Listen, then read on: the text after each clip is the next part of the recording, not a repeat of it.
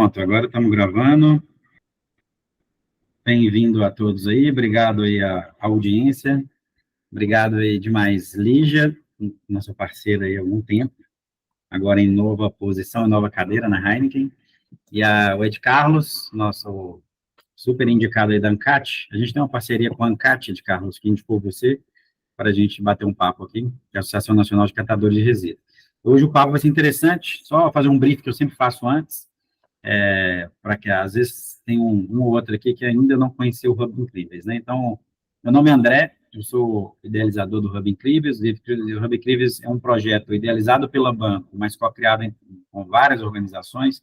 Durante 3 anos, a gente fez um workshop em 2019, que eu tive o prazer de ter a Lígia lá, inclusive, quando eu conheci a Lígia, e a gente pensou o que a gente queria fazer. Na verdade, o Hub não existia, né? Chamava Workshop Incríveis, com o objetivo de olhar para a sigla Inovação Criativa para Embalagens Sustentáveis, né? Resumindo aí a sigla Incríveis, o que ela significa. E de lá para cá a gente fez muitos projetos práticos. Um dos objetivos era montar um think tank para ser um lugar seguro, para a gente poder falar de economia circular de embalagens, de um lado, sem querer achar culpados, né? A gente entende que tem um problema e a gente quer resolver o problema, acho que esse é o principal foco do Hub Incríveis. E, por outro lado, usando técnica, né? Usando dados e usando conhecimento para fazer isso. Um grande parceiro é a Tátil Design, que olha para branding, né? A gente entende a importância da comunicação e quanto é importante você criar uma estratégia de engajamento, e através da comunicação e do branding a gente consegue fazer isso. E na banca a gente trabalha com medição de impacto, gestão de impacto, reporte, como é que a gente traz dados para poder corroborar. E quando a gente fala de economia circular de embalagens, um dos grandes problemas é dados, né? E foi, inclusive, o motivador de criar o Hub. A gente olhou para os dados dos últimos 20 anos e a gente se surpreendeu porque ninguém não tinha conseguido mexer o ponteiro. A gente é muito ruim em recuperação de dados, de resíduos pós-consumo, mesmo com muito investimento. Eu me dava o luxo de ser o leigo da história, né? Não trabalhava no mercado. Eu falava, gente, mas tem tanto investimento, eu vejo tantas empresas falando sobre o tema, como é que a gente destrava essa agenda? E assim a gente criou o Workshop Incríveis, fomos desenvolvendo ideias e projetos práticos para entender como é que a gente olha para embalagens. André, você me pergunta no menos, André, por que embalagens? Embalagens são 70% resíduo não orgânico. O único ser vivo que gera resíduo não orgânico no planeta é o ser humano. Porque o cachorro, o leão, a girafa, ela não gera resíduo plástico, papel, metal e vidro, salvo se for o pet, né, dentro de casa. Mas, no final das contas, quem gera é o humano, né, quem escolhe é o humano. Então, a gente achou um tema muito interessante e, por aprendizados históricos de gráfico de Pareto, né, se você resolve 20% de um problema, normalmente você costuma resolver 80% dos desafios desse mercado. A gente também acredita nessa hipótese de que, ao resolver embalagem, naturalmente a gente vai resolver rejeito, vai resolver resíduo orgânico para compostagem e ajudar a cadeia como um todo. E de lá para cá a gente fez vários projetos. Um desses projetos que a gente já faz desde 2020, se não me engano, são os meetups, né? Que, claro, na pandemia foi mais intenso, a gente fazia semanal, tá, Lígia e de Carlos, toda sexta-feira, e depois da pandemia a gente manteve ele mensal. Quinzenal, a gente está fazendo ele 2 por mês. O tema de hoje, a gente sempre traz temas que surgem para a gente no Hub Incrível. Então, os temas, às vezes, eles mudam, e a gente solta ele normalmente com uns 15 dias de antecedência no meetup também, porque a gente quer trazer o que está sendo discutido, os principais desafios, até para estimular que a gente promova soluções em grupo, que a gente promova conexões aqui para o tema. Então, o Meetup, além de ser um Meetup de conhecer, aprender e ouvir quem está aqui convidado, também é um lugar de troca e de pensar ideias, e já surgiu projetos que a gente fez aqui no Meetup, tá? Mas nós temos uma conversa com a Roberta Ancati, surgiu uma ideia de fazer um sprint para catadores de resíduos. E a gente fez com várias marcas, né, entendendo as dores dos catadores e como é que a gente não remunera o catador pelo serviço prestado. Dado o tema de hoje, então, temos 3 convidados. Deve ter acontecido algum probleminha aqui com a nossa última convidada, daqui a pouco ela entra, Savila, e dá solos. Mas eu vou abrir rapidinho para a Lígia se apresentar. Seu nome, seu bairro, a gente brinca aqui, Lígia, e fala um pouquinho da sua posição. E depois, Ed Carmo, você se apresentar para a gente. Obrigada, bom dia, obrigada pelo convite, muito bom estar aqui, poder falar um pouquinho a respeito desses desafios que a gente está passando e falar de embalagem que, como o André bem falou, é grande parte do nosso resíduo, mas também é o que trouxe muita segurança alimentar, né, principalmente para os dias de hoje mais modernos, né, então, eu sou Lígia Camargo, estou diretora de sustentabilidade da Heineken, uma posição que eu... Hoje, aliás, estou completando 2 meses e já tem bons desafios aí. É uma empresa que respira sustentabilidade, então confesso que meu trabalho aqui está um pouco mais fácil, mas da porta para dentro, né? Mas a gente sabe que os desafios da porta para fora são gigantescos e a gente está super atento, né, a tudo que dá para ser feito, inclusive com parceria com o André aí de anos, que a Heineken já tem, a gente já se conhece há bastante tempo, mas continuar desbravando aí esses outros desafios, né? Eu sou uma profissional de sustentabilidade, atuo no mercado, na área há 15 anos, e comecei na Unilever, passei por Danone, fui para o Óleo e Gás, trabalhei no Grupo Ultra por 3 anos e meio, e agora chego na Heineken, com esse super desafio. Super prazer reencontrá-la. A gente dá a volta, a gente se reencontra, né, Lígia? Obrigado. Sim. Savile, bem-vinda. Chegou. A Nath, dá um ping na Savile aí para ela ficar grandona também, para ela entrar na mesa aqui conosco. Eu já te chamo, tá, Savile? Nós estamos nas apresentações aqui. A Lígia se apresentou. Olha só que legal, Edgar, até para te puxar. A Lígia falou uma frase que eu anotei aqui. Eu adoro anotar hipóteses de impacto quando a gente ouve aqui no Itácio, tá? Embalagem trouxe segurança alimentar. A gente fez um desafio disso, porque a gente encontrou muitas pessoas falando assim, não, o futuro é sem embalagem, né? Embalagem não vai existir, porque a gente vai fazer supermercados sem embalagem. Eu adoro ir no supermercado sem embalagem, eu trabalho redução de embalagem na minha casa e na nossa empresa, mas a embalagem tem um ponto de impacto positivo que às vezes a gente esquece, né, de falar, e a gente, aqui no Hub, a gente olha para os dois, né? Como que embalagens protegem os alimentos e permitem, inclusive, redução, aumento de acesso, redução de desperdício e promoção de segurança alimentar. Obrigado, Lígia. Tema super nobre aqui para a gente também. Ed Carlos, super obrigado. Aí se apresenta para a galera. Bom, pessoal, sou Ed Carlos e estou presidente da cooperativa de catadores aqui de Jericoacoara há 7 anos e alguns meses.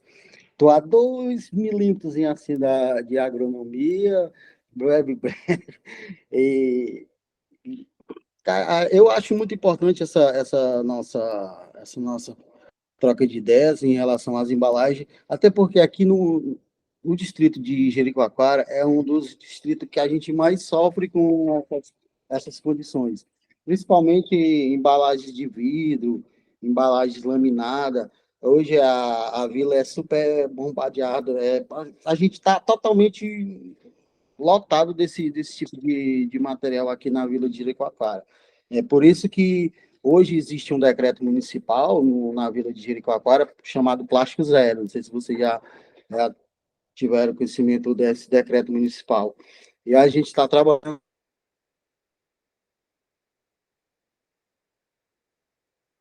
em cima disso para tentar a vila de Jericoacoara daqui, tá bom? Bom demais. Carlos, picotou só um finalzinho, acho que foi para todo mundo, né? Sabe, ele picotou só para eu saber se a minha conexão estava ruim ou a dele. Mas deu para entender tudo, tá, Ed Carlos? Ficou bom. Depois eu vou dar uma olhada nesse decreto municipal. Tema super pertinente aí, até puxando para a Savile, que também eu já conheço há algum tempo e já trabalho com territórios, né, Savile? Prazer reencontrá-la. E a gente fez um mapeamento de todas. A gente percebeu no Hub que era fácil encontrar políticas públicas estaduais e federais, porque são poucas e são mapeáveis, normalmente já mapeadas. Mas municipais não eram, então a gente fez esse trabalho, a gente tem um mapa de todos os decretos e legislações políticas públicas municipais do Brasil, até para nos inspirar melhores práticas, poder conhecer. Eu vou ver se essa está lá, tá, de Carlos, para a gente. Outro tema interessante, então, já sabe, para você se apresentar, é esse desafio, né? Porque a gente tem muito decreto para o que está em voga, né? Eu acho que a gente tem muito decreto para o plástico, claro, né? O plástico vem sendo a bola da vez aí. Eu acho que no passado era papel, no futuro vai ser vidro, né? Eu acho que a gente fica rodando, porque de um lado é bom porque dá uma visibilidade para um tema importante, por outro lado, tem que tomar cuidado também para a gente não colocar a mão para o viés. Seu microfone está desligado, sabe, eles? Pode se apresentar aí, por favor, pessoal. Bom, gente, bom dia. Me perdoem o atraso. A minha mãe foi acometida pelo vírus da macetada aqui. Eu sou de Salvador, então a gente voltou do hospital essa semana. Acabei me atrasando um pouquinho, mas deu certo. Eu sou Savile, eu sou fundadora da Solos. A gente é uma startup que trabalha com soluções para economia circular, muito voltada para o eixo do descarte correto, né? Então, Acho que um prazer estar aqui conversando com vocês e trocando. A gente tem algumas experiências ouvindo a linha de Carlos falando, né, de Jericoacoara. A gente atua também no Ceará, mas a gente tem uma experiência bem legal em Caraíva, que é junto com a Heineken, inclusive. E acho que vale trazer muito dessa necessidade também da gente trabalhar os temas pautados na mobilização, né, então, da sociedade, do gerador, entender quais são ali os assets que a gente consegue gerar para essas pessoas e fazer com que elas mudem o comportamento, porque no final do dia a embalagem, né, tá com a gente que consumiu aquilo. Então tem um papel de corresponsabilidade importante para a gente trabalhar, mas sempre articulado com os outros atores da cadeia, né? E aí você até trouxe um pouco sobre os materiais.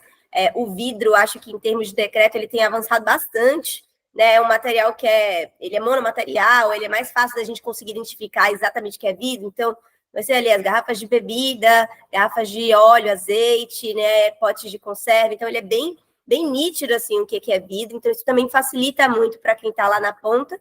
E ele tem outras vantagens e também tem desvantagens. Então, acho que também as discussões, a gente precisa balizar, né? E acho que os estudos, as pesquisas precisam se aprofundar muito nessa cadeia, nesse ciclo de vida de cada produto, para a gente entender o que faz mais sentido, não apenas, né, na perspectiva, óbvio, do que vai ali dentro, do que vai estar contido na embalagem, mas também da realidade de cada localidade, enfim, do perfil dos consumidores. Acho que a gente tem muito esse desafio aí para conseguir efetivamente equilibrar melhor, né, as aplicações e essas distribuições no território.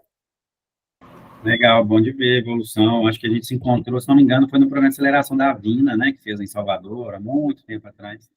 A gente fez algumas mentorias lá. Aqui em Minas também, a Ivete não veio aqui não, mas teve um vírus macetando o pessoal pós-carnaval aqui, absurdo, tá todo mundo pegando Covid, dengue, né, tá um terror. Melhoras para sua mãe aí. Eu vou começar com você, de Carlos, porque eu acho que o tema, as perguntas que sempre surgem para a gente aqui, de Carlos, a gente tem uma parceria muito forte com a CAT, até estava almoçando anteontem com o Roberto, a gente está reativando alguns pontos de parceria com catadores, e a gente sempre fala que não dá para a gente fazer as coisas sem incluir, né? E a gente sempre pensa na reciclagem inclusiva, que é um dos temas da Avina, que é nossa parceira, desde o início a gente discute, aprendi um pouco com eles, com os especialistas do ramo aqui. E a pergunta que sempre surge, de Carlos, quais são assim, os principais desafios? Eu quero já te fazer uma pergunta, aproveitando que você está num território que a gente está começando a chamar aqui de paraíso, né? Paraísos ecológicos, lugares onde tem, em resumo, uma grande atração turística, né? Que tem, antes de começarmos a gravar aqui, vocês entraram, pessoal, estava conversando com o Ed Carlos, que ele entrou um pouquinho antes igual eu, falando de como essas regiões turísticas são adoradas, né? Porque o pessoal quer ir lá passar o Réveillon, quer ir lá passar o Carnaval, e encontra essas pessoas que adoram tanto que mudam para lá, né? Então, ele estava falando que 90% do território é de gringo, hoje lá em Jericoacoara, que eu acho que é bem parecido com o que está acontecendo em Caraíba também, que você citou, sabe? Quais são 2 lugares paraísos ecológicos. A gente tem diversos outros no Brasil, né? Noronha, Lençóis Maranhenses, lugares super agradáveis, mas que normalmente o turismo gera um grande desbalanço, né, de carros, de volume, inclusive, porque você tem uma cidade de 3.600, igual você comentou aí, que é Jericoacoara, e no Réveillon chega em quantas pessoas? Réveillon é 10, 12 mil flutuantes. A gente costuma contabilizar 12 mil pessoas dentro da vila, com mais 3.600 moradores, né? Então, Mas pessoal... o triplo, né, de pessoas visitantes. Isso. Pessoal, então, a Sávila tocou na maior dificuldade que a gente tem hoje dentro da vila de Jericoacoara, é vidro.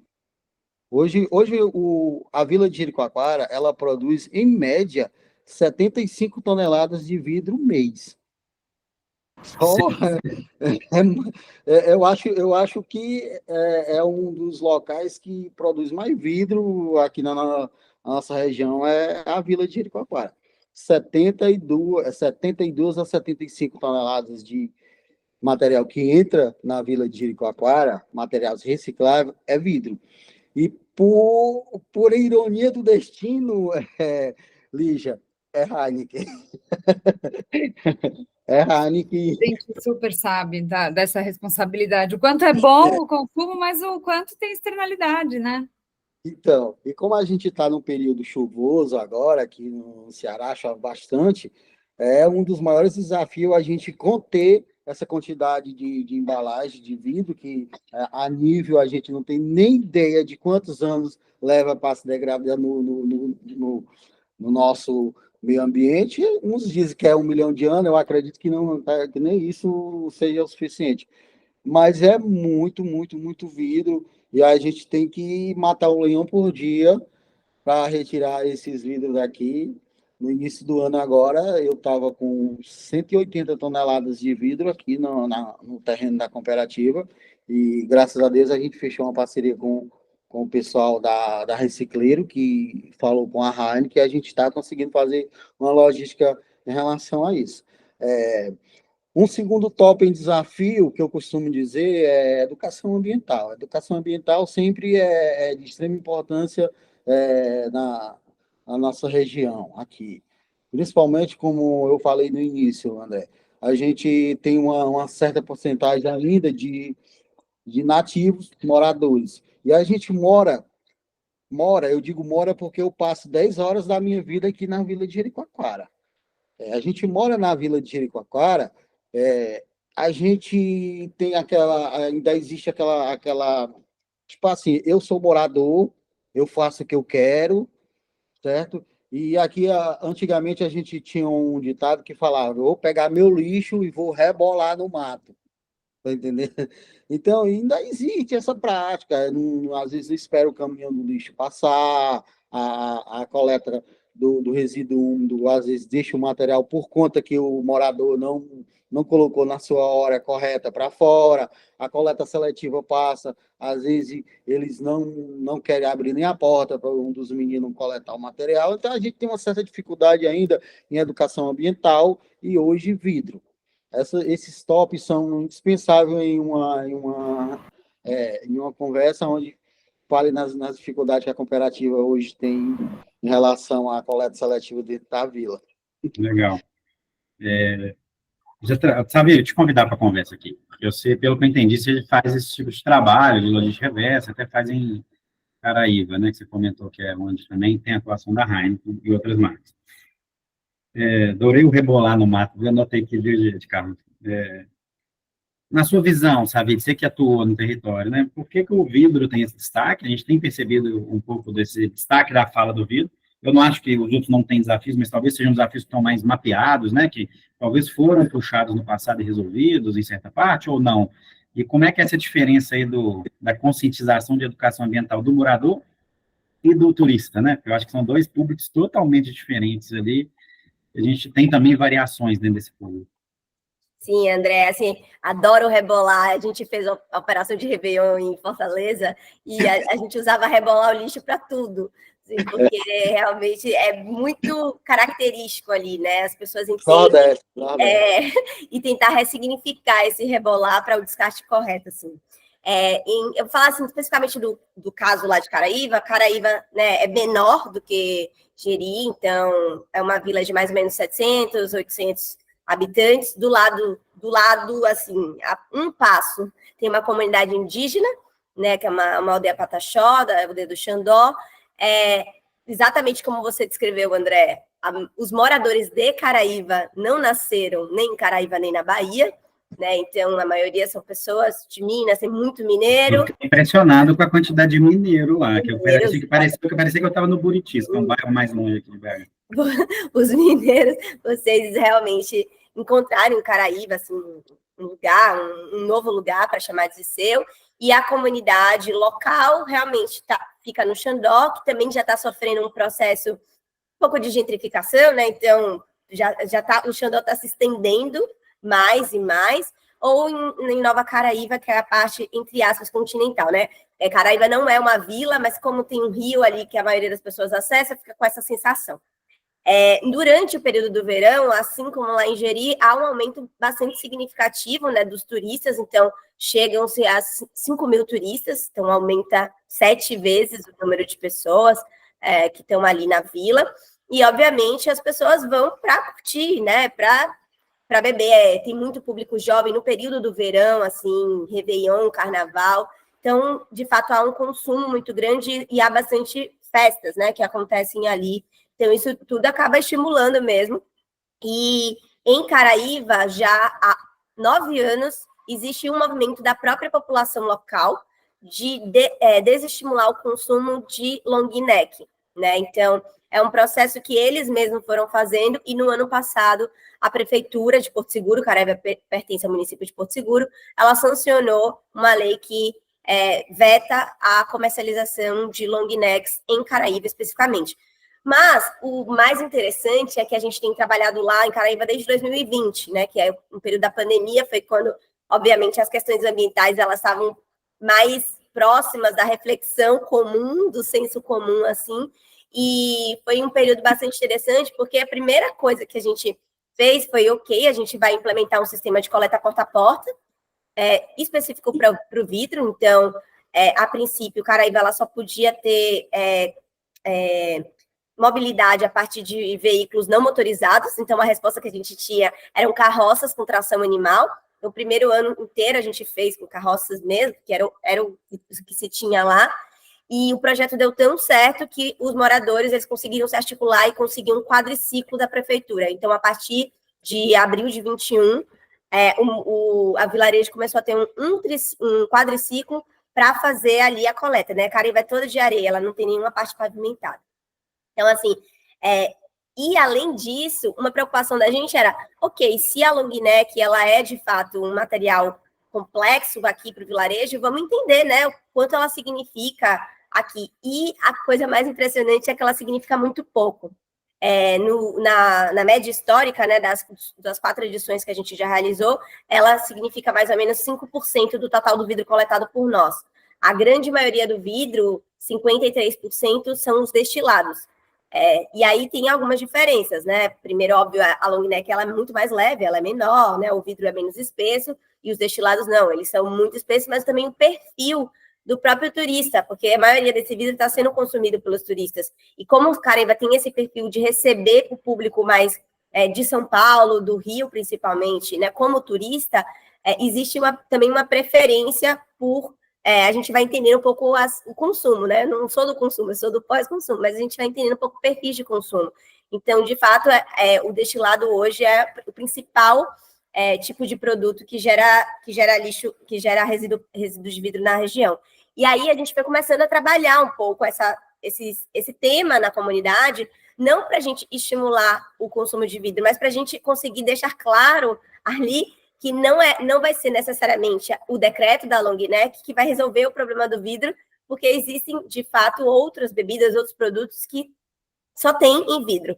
Então, a cerveja você ainda tem uma outra opção, né, que é o alumínio, mas a maioria dos destilados, hoje só os destilados que são misturas, eles já têm versões em lata, mas os destilados ali, né, puros, vou dizer assim, eles realmente só vêm em vidro, e isso não tem mudado, né? Então, ao longo dos 4 anos, a gente vê mais ou menos o mesmo perfil, sobe um percentual, 2, ou baixa 2, mas não muda significativamente. Então, inclusive, o próprio volume de vidro também não tem diminuído por dia, né? Que a gente faz ali o balanço da coleta dia das nossas retiradas. E o principal ponto, para finalizar, assim, acho que do vidro, da percepção das pessoas, é porque ele é muito pesado, e ele é pérfuro cortante, e ele não tem valor de mercado, né? Ele tem baixo valor agregado. Então, um dos pontos que o pessoal que trabalhava na gestão do lixo lá de Caraíva, ele trazia para a gente, era,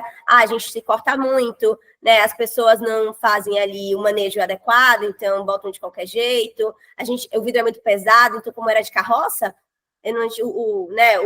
a carroça não aguenta, então eu tenho que fazer muito mais viagens para conseguir tirar todos os vidros. Então, esses eram os principais pontos, e aí a gente tem percebido que a gente também tem conseguido mostrar para a comunidade alguns outros aspectos do vidro, ou pelo menos que a reciclagem do vidro tem gerado, né? Então, o fato dele ser infinitamente reciclável, da gente conseguir, na cadeia final, lá no parceiro da indústria que a gente tem hoje, conseguir diminuir o consumo energético, conseguir também mostrar para a população, assim, como que ela tem que fazer o manejo adequado desse material. Então, acho que esses são alguns aspectos que não, mais uma vez, a gente não estimula o consumo, mas a gente consegue trazer novas perspectivas sobre o descarte correto desse tipo de material.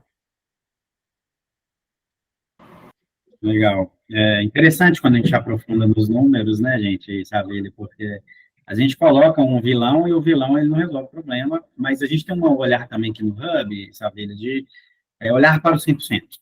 Por que que a gente já entendeu que isso era importante? Até porque a gente acreditou que o mais disruptivo ia ser resolver o problema que normalmente é pequeno, que é o isopor, a long neck, que eles podem ser grandes alavancadores, que talvez, já ouvi muito falar isso, né, que a população tem uma preferência por beber long neck, esse costume da tá mais gelada, né, de ser menor, ser um consumo pontual, e o vidro é mais gostoso de beber, né, a Coca Na na verdade, KS, a Coca na KS é mais gostosa do que a Coca na latinha, tem umas histórias, né, culturais. Fala Na aí, Vitor. verdade, André, realmente tem um gosto totalmente diferente. A gente já tentou aqui em Jeri, a gente já tentou fazer isso. Substituir a long neck por a latinha de alumínio. Como a gente tem 362 pousadas e todas elas praticamente têm restaurante, é muito difícil implantar long neck, tirar long neck e colocar o alumínio. Vai ser praticamente impossível fazer E isso. olha que interessante, você falou de pousada, e eu já fui em Caraí, já fui em Jericoacoara. As pousadas não são baratinhas, né, gente? Eu acho que é um lugar turístico que, claro, devido à demanda, custa aumento. Então, talvez uma política pública de as pousadas terem melhor gestão dos resíduos sólidos é mais inteligente do que uma de long neck. Mas a long neck, eu quis dizer, sabe, é que a long neck tem o seu lugar ali, o trabalho ativista da população se unir em prol da circularidade, talvez exemplificado numa legislação que talvez não resolva o problema inteiro, é benéfico para a educação, né? Acho que pode ser um caminho.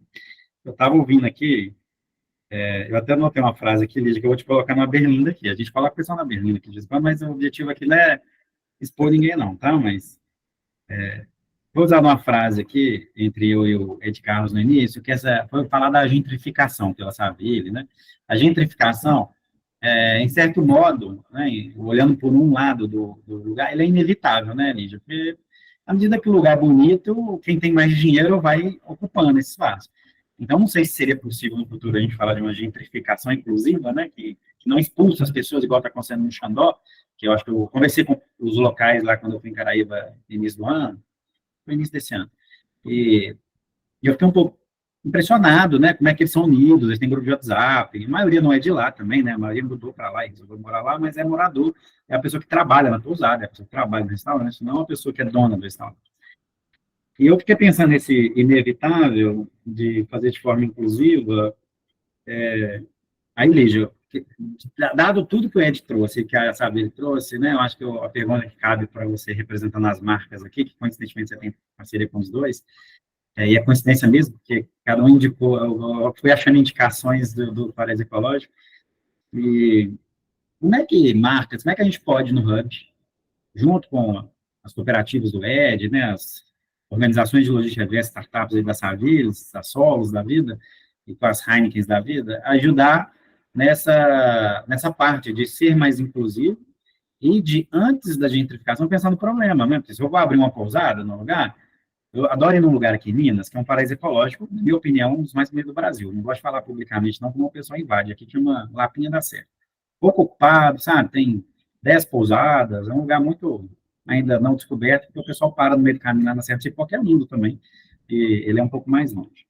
E eu fico vendo lá e falando assim, pô, será que a gente podia hoje, no estágio que Lapinha da Serra está, entrar lá, já pensando em fazer um plano diretor para essa gentrificação, para esse crescimento, que eu acho que vai ser natural. O dia que eles asfaltar até lá, pronto, acabou, né? A gente vai ter muito paulista, carioca, né? Vindo aqui para o aeroporto de Confins e indo para Lapinha da Serra, que é o que a gente vê acontecendo. E Caraíba, inclusive, tem uma característica, porque ele é limitado ali, né, nessa vila. Não tem jeito de crescer, e agora foi para o Xandó, que é do lado, que era uma vila indígena, e tem muito gringo comprando casa lá, conheci uns gringos, inclusive, e eu acho que está acontecendo lá, talvez até em menor escala, talvez Jericoacoara já está no estágio mais avançado, né, suponho dizer, do que Caraí.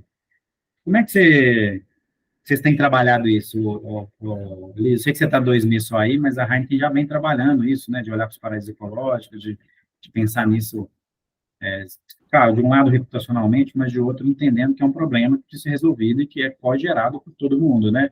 É gerado pelo dono da pousada, pela marca que vende um produto lá, pelos moradores que talvez não abram a porta para a coleta seletiva culturalmente, né? Sim. Não, e é muito legal, mesmo eu não tendo participado nem da iniciativa de Jeri, nem da iniciativa de Caraíva, com a Solos, é muito legal eu poder ouvir, né, porque eu estou num processo de esponja, né, absorção de tudo, mesmo já tendo trabalhado em bens de consumo, eu trabalhava mais com plástico, né, trabalhei na Danone, na Unilever, que é um outro tipo de embalagem, trabalhei com carbono, né, indústria de óleo e gás, e agora eu estou no vidro. Só coisa fácil, gente. A turma fala, nossa, Lígia, quero mudar de área, trabalhar com sustentabilidade. É quentinha, a água está quentinha, a gente vem que é só coisa fácil. Mas eu acho que é muito interessante algumas coisas que vocês colocaram aqui, porque, de fato, uma empresa de consumo, a gente mede o sucesso pelo consumo, né? E a gente foi crescendo numa condição e numa sociedade onde o consumo ele representa muitas vezes status, né? Então a gente fala, eu sou publicitária de formação, e a gente fala que a gente constrói o nosso estilo de vida por meio das marcas que a gente consome. Então, até essa diferença do sabor, né, da Heineken da long neck com a Heineken da latinha, ela é muito mais neurodecisória do que real, porque é a mesma bebida que a gente engarrafa, né, tanto na lata quanto na garrafa. Mas é a mesma coisa que quando a gente toma um vinho na taça e quando a gente toma um vinho no copo de requeijão. O sabor muda, porque a experiência muda, né? Então, o jeito que a bebida entra na boca, o tempo de exposição da bebida ao oxigênio, né? Então muda, esse tipo de coisa, você tem uma interação, o produto tem uma interação com aquele contexto que ele está inserido que muda a percepção de sabor, a gente chama de experiência de consumo, né? Assim como também um chopp que não é tomado no copo de chopp, que não é tirado da maneira correta, muda o sabor, né? Então, isso eu estou aprendendo e ainda tenho muito a aprender, mas o pouco que eu já entendi, realmente essa percepção muda. E acho que a Savile comentou sobre esses volumes de vidro, né? E, de fato, eu dei uma olhada nos resultados do trabalho da Solos e do quanto foi feito naquele período. Metade é de outros vidros que não a cerveja, né? Tem os destilados e esse volume também é super alto e não deve, me parece que não muda, né, ao longo do tempo, mas é inevitável a gente sempre olhar para as marcas que são mais ponta da lança, né? Então, eu fico muito feliz de poder também hoje falar como Heineken, que consegue ter uma atuação presente e tentar resolver minimamente, ainda pontualmente, essas questões que estão sendo formadas. Mas os paraísos, né, de maneira geral, como o André perguntou, eles fazem super parte desse nosso plano, né, de gestão. Como é que a gente estabelece soluções mais perenes, né, que consigam atender não somente um volume que cresce demais durante as festas de final de ano, carnaval, né, mas também ao longo do ano, né, e naturalmente o volume de vidro vai mudar e as demandas de outras soluções viáveis para o vidro também vai mudar. Acho que tem algumas características, tanto da sociedade brasileira quanto geograficamente do país, que acabam interferindo diretamente nisso. E o brasileiro eu nem diria, mas o ser humano, principalmente o brasileiro, tem um hábito de consumo, como eu já falei um pouquinho aqui, né? O consumo, na maioria das vezes, também representa estilos de vida, né? Então, a gente constrói hábitos de consumo, mas a gente ainda não construiu hábitos de descarte. E esse hábito de descarte é o que capacita com que a reciclagem seja feita da maneira correta, com que a gente consiga separar e dar valor aos materiais que, no primeiro momento, viram lixo, né, como a turma geralmente chama, mas que, na verdade, são geração de renda, são soluções tecnológicas, são, muitas vezes, até suporte financeiro para tantas famílias que vivem da catação, né, então, acho que a gente também precisa rebolar o vidro, né, e ressignificar o que significa o descarte. E eu queria puxar um pouco essa questão, porque a gente foi regulamentada, né, em 2010, a legislação, a Política Nacional de Resíduos Sólidos, onde determina que o descarte, né, dos materiais recicláveis, eles fazem parte de um conceito que se chama responsabilidade compartilhada. Isso significa que tem 3 atores que têm responsabilidade sobre esse resíduo. O primeiro deles é o governamental, então o governo tem responsabilidade sobre a coleta pública, sobre fechamento de lixões, sobre regularização de aterros, sobre o que lhe tange, né? As empresas também têm responsabilidade, né, que é favorecer material reciclado dentro da própria embalagem, né? Então, hoje o vidro, ele é um material 100% reciclável e infinitamente reciclável, diferente do plástico, que perde qualidade ao longo dos seus ciclos de reciclagem, o vidro não. Então, tem essa característica de inserir produto, né? A empresa tem essa responsabilidade de inserir produto e favorecer coleta, facilitar a coleta.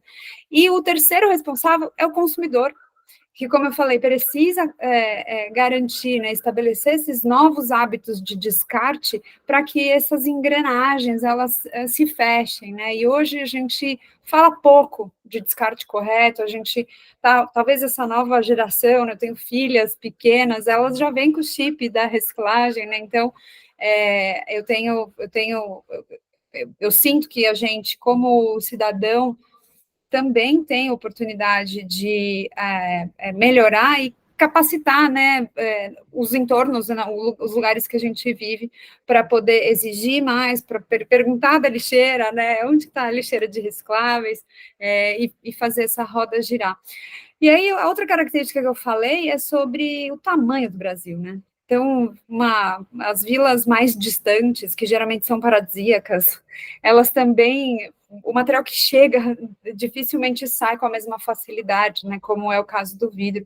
Então, acho que encontrar uma maneira, né, e pensar nessas soluções, ou que o vidro vire uma outra matéria-prima para a indústria de construção, matéria-prima para outras indústrias, né, pode ser uma super oportunidade aí que a gente tem para desbravar. Então, só fechando aqui do tanto que eu falei, eu tenho convicção de que a gente está no caminho certo, primeiro por se importar pela causa, segundo por saber da importância, da relevância que a empresa tem, os produtos da empresa têm para esse público, e isso também significa geração de renda para os comerciantes, né? Então a gente também quer estar lá para possibilitar que esses comerciantes comercializem os nossos produtos nas suas lojas, nos seus restaurantes, mas todo mundo precisa ter ciência de que tudo tem externalidade, né? Como é que a gente gerencia essa externalidade? Eu só vou dar um aviso aqui. Eu tenho uma reunião que começa às 9, então eu não vou poder ficar até 9h30. Tenho mais 10 minutinhos aqui com vocês, mas depois eu vou ter que sair aí.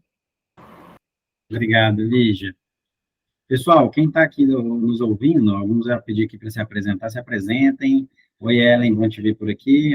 Nosso papo está atrasado, a gente tem que bater esse papo, viu? Elisângela, bom te ver de novo. Oi, Carolina, tudo bem? E Carolina, tudo bem? A gente convidados novos aqui, Valéria Quaglio. Tudo bom, muito bom estar novamente com vocês. Várias pessoas já estiveram em algum momento com a gente no Meetup. Eu anotei várias coisas aqui, tá, Lígia? Eu sempre falo que eu tenho um amigo gringo que adora o Brasil, porque o Brasil é o único lugar que ele conhece que tem lei que não pega, né? Eu acho que ela, 2010, foi uma lei que não pegou, a gente tem que reconhecer, né? Mas isso mostra o quanto é importante a gente implementar políticas públicas com estratégia, né? Não adianta a gente simplesmente assinar um decreto lá, eu sou vereador, e sem envolver o cantador, a população, senão a população não abre a porta, né, de carros. Não adianta nada eu não envolvê-los. Eu postei um post no LinkedIn ontem, a Lígia também gosta de postar, isso fica me enchendo o saco para postar, que eu fico lembrando de vez em quando, tá, Lígia? Num TED, que o cara fala assim, a história do TED é por que as pessoas não apoiam a sua ideia? E ele conta isso um pouquinho, né, do quão é importante, está ficando cada vez mais importante e perceptível, a importância do design de facilitação, né, de design de serviço, de a gente co-criar, de construir junto para que o trem seja aplicado. Lá a gente fez um trabalho em Telêmaco-Borba, um TC100, que é o Projeto Território 100% Circular Nosso, uma cidade de 80 mil habitantes, e lá tinha uma política pública já, olha que interessante esse case, já existia uma política pública de grandes geradores, e a prefeitura coletava nos grandes geradores. E os grandes geradores ficavam caladinhos, né? Porque tem a política pública, mas a prefeitura está coletando aqui, beleza, está tudo bem. E a gente falou com o secretário lá na época, né? E ele falou, nossa, que absurdo, então vou mandar amanhã parar de coletar. Eu falei, não, não é assim, calma, você vai gerar um caos na cidade, né? Porque o pessoal está acostumado culturalmente a você coletar. Vamos conversar. E a gente fez várias reuniões com a Citel, Associação Comercial de Telêmaco Borba, e a gente começou a implementar. E os próprios grandes geradores entenderam e viram que isso era importante e preparamos eles para a transição e demos suporte, falando, olha, se precisar contratar é desse jeito, você vai ter que dar uma olhadinha para o seu preço de novo, porque tem um custo extra, né? Então tem que olhar para preço, não adianta a gente falar. E a Lídia trouxe um tema interessante aqui, que a gente sempre falou lá nessa época, e nesses lugares paraísos ecológicos, normalmente são isolados, eles têm uma facilidade de ir e dificuldade de voltar. Isso tem tudo a ver com o mercado financeiro, o nosso mundo que a gente vive é capitalista, né? Então, quando eu quero vender um produto, o meu esforço. Eu tenho um amigo que mora em São Paulo, que eu falo com ele assim, cara, por que você não vem em BH também? Só eu fico indo em São Paulo, cada vez que eu for em BH, tem que ir em São Paulo. Se for em São Paulo, tem que ir em BH também. Eu falo, André, a força gravitacional de São Paulo é muito maior que a de Belo Horizonte. Então, é muito mais fácil você vir para São Paulo do que eu ir para Belo Horizonte. E ele estava certo, né? Eu acho que é o mesmo esquema que acontece com o vidro quando vai para um paraíso ecológico. Porque a força gravitacional de atração para ir é a força de venda, né? De consumo, desse desejo de consumo. A de saída é a pequena força do gestão de resíduos sólidos, que a lei não pegou. Então, a gente tem que construir. Não tem jeito, sabe, Lígia? Eu acho que a gente tem que construir um caminho. A embalagem tem seu preço, tipo o PFAND lá da Alemanha, e que isso gere comercialização, isso inclua a comercialização no negócio. Então, em vez de pagar na long neck R$10, vai ter que pagar 15 e talvez recuperar 2 com vida, não sei, né? Vai ter que ter uma mexida no preço, igual tem a mexida no preço no restaurante lá de Telêmaco, quando a gente pensa em colocar. Eu fiquei curioso aqui, eu vou convidar o Ed Carlos e a Savile também, o Ed Carlos para gerir com a parte de Savile, talvez para Caraíba. Eu fiquei curioso de qual que é o preço de venda, de compra e venda do vidro. Vocês falaram de vidro, né? O assunto aqui não é vidro, tá, gente? Mas olha como é que a gente caiu no vidro, porque o vidro é um problema de destaque em paraíso ecológico, parece. Qual que é o preço que estão pagando no vidro hoje, Ed Carlos? O catador aí foi lá e coletou o vidro. Alguém compra? Então, você falou do preço da long neck, ele falou em R$10, eu achei, pô, aqui tá de 14, velho. Já tá de 14. Ou seja, já tem um sobrepreço que poderia estar financiando. Então, a logística do vidro, aqui em Jeri, não é que a gente queira colocar o vidro como vilão, o centro das atenções aqui da vila. O nosso problema maior em retirada do vidro é a logística de onde se encontra a vila de Jericoacoara. A gente está envolvido no local que é uma vila de pescador, cercado de dunas. Então, a dificuldade de retirar esse material de dentro da vila acaba atrapalhando no preço que hoje está o vidro, né, para ser retirado da vila.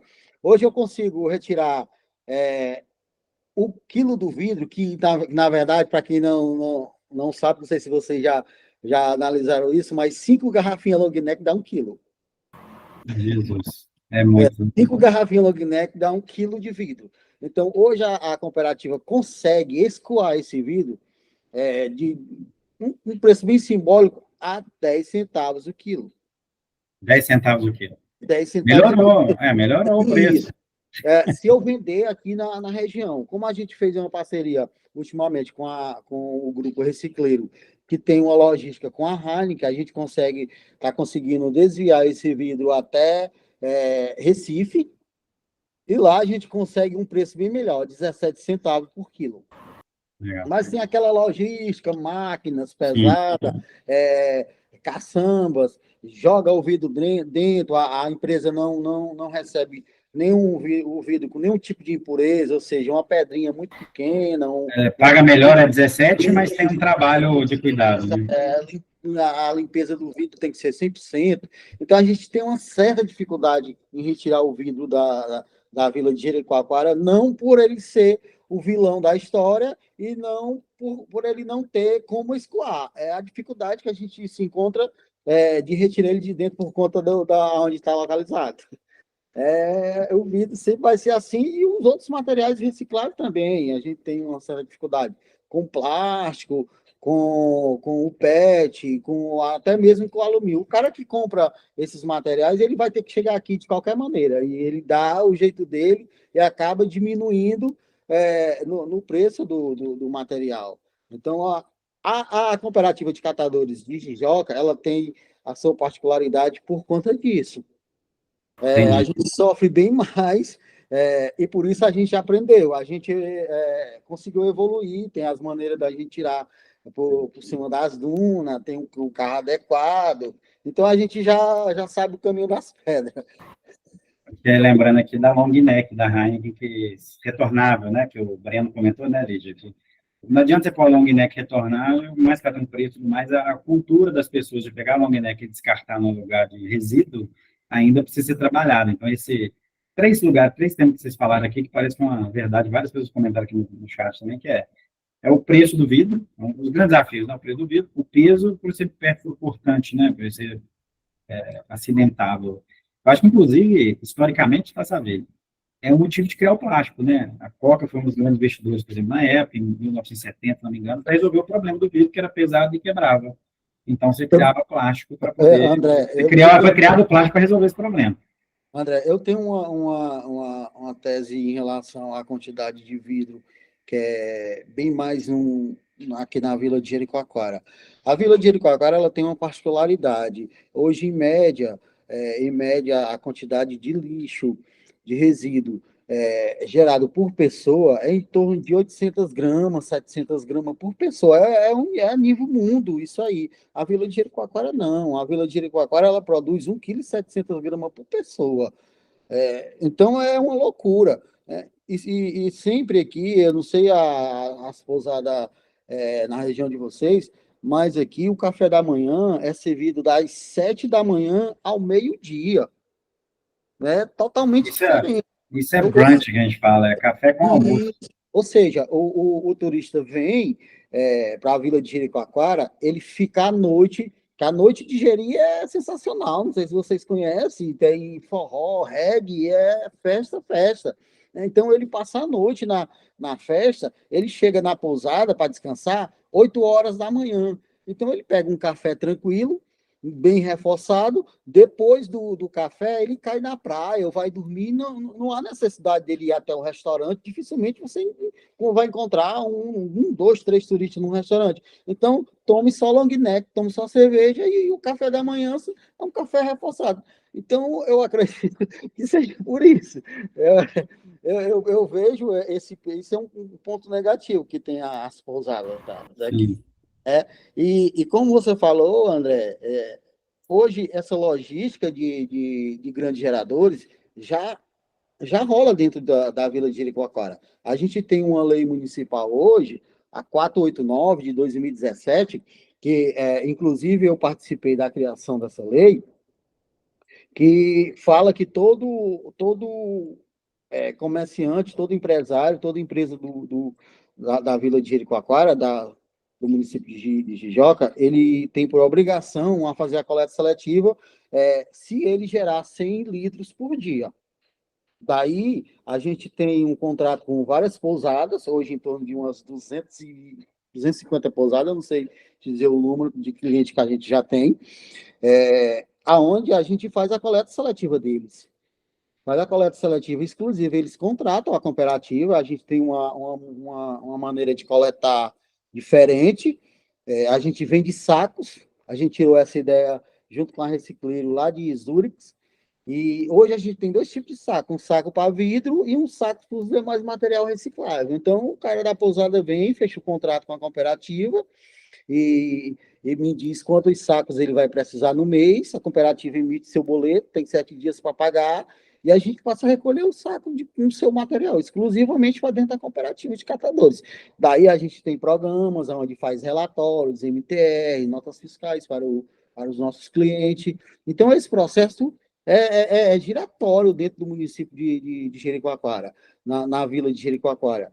E agora, com a nossa ida de Jijoca, de Jeri, para a sede de Jijoca, onde a gente vai abrir a nossa filial, a gente vai fazer esse sistema rodar no município inteiro. Jijoca tem quantos habitantes? Jijoca hoje tem em torno de 29 de 29 29 com os 3 de Jeri, né? Então, uns 25 mil. Isso. Então, a gente vai fazer isso girar. A gente quer que esse padrão de coleta seletiva gire no município todo. Inclusive, a intenção da cooperativa hoje é fazer uma coleta seletiva tanto no período do dia como no período da noite. Porque eu tive observando há uns dias atrás, os supermercados e restaurantes da sede Jijoca, eles têm um horário onde recebe sua mercadoria, e nesse horário, o cara que está fazendo o abastecimento do estoque do supermercado é a hora que ele começa a descartar as embalagens para a rua. Né? Então, a intenção... Ele precisa de espaço, né? Isso, a intenção é que a gente tenha uma coleta seletiva, tanto no período do dia como no período da noite. A Vila de Jericoacoara, ela já roda desse jeito. Hoje eu tenho 22 pessoas aqui hoje dentro da sede da cooperativa e tenho mais 10 durante a noite. Esse mesmo sistema a gente quer implantar na sede de Jijoca. Legal. Bom, e vamos fazer esse sistema... Qual que é o nome da cooperativa? Não tem um nome? Tem, é um nome bastante grande. Cooperativa de Trabalho dos Catadores de Material Reciclável de Jijoca de Jericoacoara. Usa só a sigla aí, CMRJJ, que é bastante grande. CMRJJ, anotei aqui. Então, esse sistema já existe dentro da vila. Grandes geradores, pequenos geradores. Né? A gente tem contrato já com... Hoje, o nosso maior cliente é a Prefeitura Municipal de Jijoca.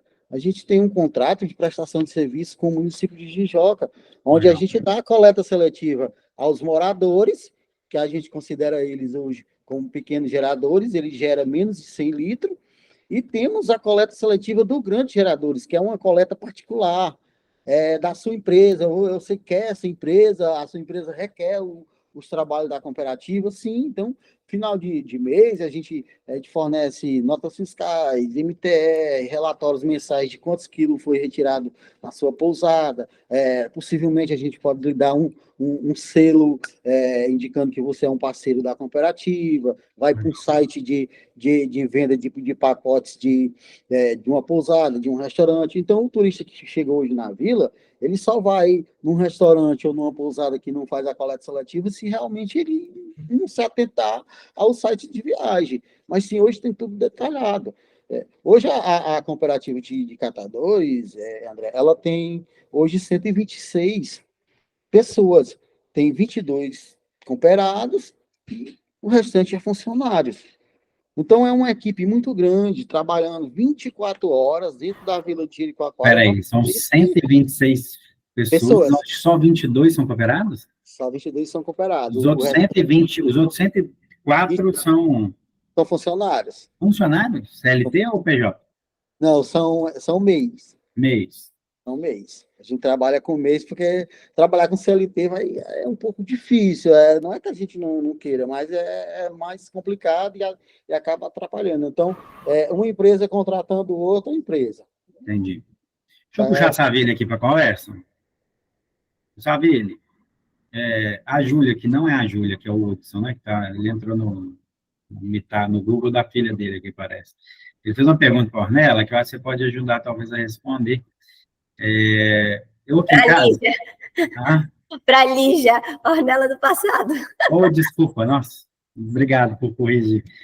Para a Lígia, estou com a Ornella na cabeça. O Hudson perguntou aqui para a Lígia uma questão que é até interessante citar, né? Porque eu comecei fazendo na minha casa a economia circular, claro, né? Como eu tenho um projeto de economia circular, e não fazendo na minha casa. Já lembrei daquele Sérgio Maroni, eu acho que é ecossexual, né? Só se relaciona com quem faz reciclagem em casa. Então, ele brincou outro dia publicamente, soltou uma nota, não sei se você viu, Ed. Ele falou, se a pessoa não fizer reciclagem, eu não consigo ficar com ela. Né? É interessante que isso bombou nas redes aí. Eu, na minha casa, comecei fazendo o básico, né? Porque o Fred Gelli, que é da Tati, a gente discutiu muito isso, como é que a gente faz o design ser fácil, sabe? É muito difícil. Se for difícil, é difícil você convencer. Então, para eu dar uma boa educação, a gente simplifica, né? É o seco e molhado. Quando alguém pergunta como eu devo fazer, eu falo, cara, você faz o seco e molhado? Tá ótimo. Né? Você não faz nada, né? Eu comecei a separar o seco e molhado em casa. Foi muito fácil, né? Aí, não satisfeito, eu comecei a separar o lacre do alumínio para o lacre do bem, que é o marrom. Aí, depois, eu comecei a separar tampinhas para tampatinhas que resgatam animais, que parece que é a mesma coisa do Hudson aqui comentou. Depois, eu comecei a separar o vidro para o Forglass, comprado da Heineken aqui, que tritura o vidro no Supernosso, no supermercado. Então, hoje eu separo várias coisas e começou a ficar complexo, mas tudo bem, né? Eu tenho minhocário, né? Eu tenho outras gestões aqui na minha casa do Vira Reserva. mania, vira mania. Vira mania e Vira eu acho que mania. não, além de mania, eu tenho 2 filhas, eu acho que vira uma educação ambiental para elas. Elas estão vendo acontecer. Não consigo fazer perfeito, não sou xiita de deu errado, a gente acumulou muito vidro, eu dou um jeito de, eu tenho que desovar, porque às vezes o projeto lá não comporta pegar. A gente ainda lida com a infraestrutura ainda é um desafio para todo mundo, e eu acho que não pode ser difícil, né? Você tem que tentar que seja o mais fácil possível. Latinha de alumínio eu separava, pegava minha filha, vendia, colocava na continha dela, sabe? Depois eu percebi que eu gero mais impacto do interpretador que passa aqui na minha rua 8 horas da noite, toda segunda, quarta e sexta, que ele já fez o serviço, isso que me ajuda ele a remunerar, os caras me adoram, eles falam, não, obrigado, você me deu 100 latinhas aqui, é ótimo, salva o dia do cara, né? E o Hudson perguntou aqui sobre isso, né? Você tem um projeto de lacre, latinha, tampinha, aí na Solo, vocês já fizeram algum trabalho desse mais específico? Quando a gente fala de vidro, apesar dele ser uma escolha entre os materiais, ele não é tão específico quanto um lacre, né? Quanto uma tampinha. Bom, assim, eu fiquei muito impressionado com o modelo que Ed tem usado aí em Jeri, porque um desafio também, né, é o aspecto da inclusão social e produtiva dos catadores, das cooperativas. Então, acho que testar modelos, inclusive, para além do próprio cooperativismo, que no Brasil também tem muitas nuances, não é exatamente aquele cooperativismo criado lá na Europa, no meio do século passado. Então, assim, eu acho que isso são tentativas de melhorar também o modelo de quem está ali operando, né, a separação, o beneficiamento desse material e, eventualmente, até faz algum processo de reciclagem em loco, né? Tem cooperativas que conseguem atribuir algum processo químico também nas próprias infraestruturas, não é o normal, né? As cooperativas não reciclam propriamente dito, mas tem esse papel muito fundamental de beneficiar esse material, né, esses materiais que chegam. Então, achei muito interessante, depois eu quero conversar contigo, Ed, para a gente entender mais, aprofundar mais, e até você servir como uma inspiração, assim, para outras cooperativas que a gente atua e que não tem esse modelo. Então, eu quero entender um pouquinho melhor. Ah, tá. E antes também de você falar do Hudson aqui da pergunta, que é Lígia, a Júlia é o Hudson, tá? Que ele chama. Fala também do preço do vidro lá em Caraíba. Boa. Caraíba, a gente foi testando alguns modelos, né? Então, nos primeiros anos, o caco ele ia inteiro, então ele tinha menor valor agregado, e a gente, como Solos, lá em Caraíba não tem cooperativa, nenhuma. E tem alguns catadores, basicamente trabalham com alumínio, então o vidro a gente fazia uma doação para a indústria arcava com a logística e a gente doava esse caco. Esse ano a gente fez uma coisa de experimentação nova, a gente fez a construção de uma baia, né? Lá, realmente, para entrar é muito difícil, tem muito mata-burro para o caminhão entrar, então não tem muito jogo, não dá para ser um caminhão roll-on, que é aquele que consegue carregar a caixa. Então a gente teve que criar uma baia de concreto armado para esse vidro ficar ali, né, armazenado, e a gente conseguir quebrar esse caco para trazer uma maior eficiência logística, diminuir emissões de gases de efeito estufa e tudo mais. Então, esse ano a gente conseguiu agregar mais valor. Então, a gente saiu aí de, se fosse vendido nos primeiros anos por mais ou menos 10 centavos, e agora está nessa faixa aí de 16 centavos o quilo, e também vai para Owens, Illinois, né, que é uma indústria vidreira. No início, a gente ia para Vidroporto, que é uma indústria vidreira que fica perto de Aracaju, em Estância, no Sergipe, e agora a gente está na Owens, que é em Pernambuco. Mas, como Lígia trouxe, né, o vidro também tem outras aplicações, então não necessariamente a gente precisa usar o vidro para fazer de uma garrafa para uma nova garrafa. Então, lá próximo a Caraíba, em Trancoso, existe uma iniciativa de moagem do vidro para fazer, né, subproduto para construção civil. Então, a gente começou também alguns diálogos com eles para entender também, porque assim a gente diminui, né, consideravelmente. A gente está saindo, Caraíba é no sul da Bahia, e Pernambuco é o terceiro estado depois da Bahia, para cima da Bahia. Então, assim, é muito longe, são mais de 1.000 quilômetros a distância, realmente é muito, muito distante. E aí, Trancoso é do ladinho ali, então, em questão de 2 horas você consegue chegar no máximo e fazer esse descarte correto. Então, são coisas que a gente está testando. Sobre projetos específicos, assim, a gente nunca trabalhou, porque também, como a gente é uma startup que quer agregar valor ao máximo possível dos materiais amplamente aplicados em embalagens, então a gente tenta, nas iniciativas, cobrir o máximo que der. Inclusive, em Caraíba, né, no Vidrado, que é o nome do nosso projeto, o foco é vidro, mas de uma das festas, que é nossa parceira, assim, nossa principal parceira lá, a gente coleta também todos os recicláveis, então todas as latinhas, plásticos, papelão, e dá a destinação para a cooperativa em Eunápolis, porque, mais uma vez, Caraíba não tem cooperativa, então a cooperativa de Eunápolis é a mais próxima. Assim, então a gente sempre tenta agregar bastante, e porque também hoje o primeiro destino que a gente dá são cooperativas, e as cooperativas, em geral, não fazem muita distinção, né, do PP, da tampinha, para o PP aplicado numa embalagem de detergente, de alguma coisa desse tipo. Então, a gente trabalha... Não tem diferença, vocês juntam, né? Não deveria ter um trabalho... Que é igual o Hudson até comentou que os tampatinhas que eu citei foi inspiração para ele, legal, ter daquele VH. A gente apoia lá na nossa casa, a gente tem uma casa colaborativa em BH, tinha uma casa banco, e a gente lá um laboratório, a gente foi prototipando delivery, eu vi que tem uma pessoa de delivery, tem uma pessoa da Natura aqui também, nos ouvindo, e a gente tem esse desafio ali de, como laboratório, prototipar coisas interessantes. Então, é uma casa que tenta ser zero resíduo, uso único, né? A gente não consegue ser zero, mas eu acho que a gente reduziu 80%, 90%, a gente é zero desperdício, a gente tem umas pautas que a gente levanta lá, inclusive no delivery, quando a gente fez alguns pilotos com o iFood na época. Mas olha que interessante, você falando, vou trazer mais um tema aqui interessantíssimo, que é polêmico, que a gente gosta de temas polêmicos sem criar polêmica, tá, gente? A gente fez um trabalho aqui, igual eu comentei com vocês, muito inspirado pelo ANCAT, o Roberto é um grande parceiro e trouxe para a gente essa pauta muito forte, junto com a vinda da reciclagem inclusiva, dos desafios de ganhar pelo serviço prestado. Então, quando você vai numa cooperativa muito organizadinha, que você fala, nossa, que cooperativa organizada, né? Porque a gente está acostumado a ver as cooperativas desorganizadas, normalmente sujas, né? Porque mexe com lixo, não tem jeito, é muito complexo, é muito limpo, inclusive. A gente fala, é batata, né? A cooperativa que não é muito limpa, ela ganha dinheiro só com a venda de materiais.